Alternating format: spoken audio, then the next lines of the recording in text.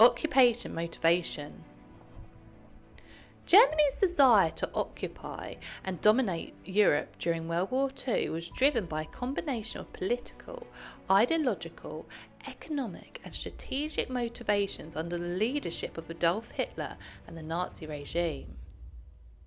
One of the central goals of Nazi ideology was the concept of Lebensraum, or living space, which was called for the expansion of German territory to accommodate the perceived needs of the master race. Hitler and the Nazis believed that Germany needed to acquire additional land in Eastern Europe to provide resources, agricultural land, and living space for the German people.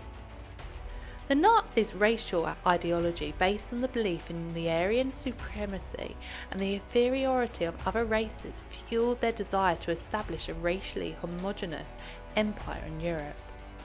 The occupation and colonisation of other countries was seen as a means to enforce Nazi racial policies and eliminate perceived racial threats to the German population.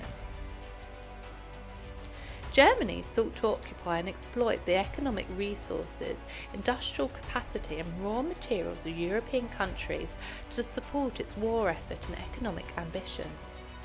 Control over key industries, agriculture and infrastructure in occupied territories was crucial for sustaining the German war machine. By occupying and controlling European countries, Germany aimed to establish a strategic position that would provide security, deter potential enemies, and facilitate military operations.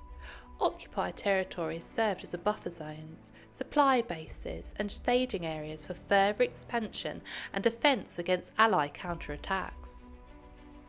Hitler's vision of the Greater German Empire and dominant role for Germany in Europe drove the desire for territorial expansion and homogeny.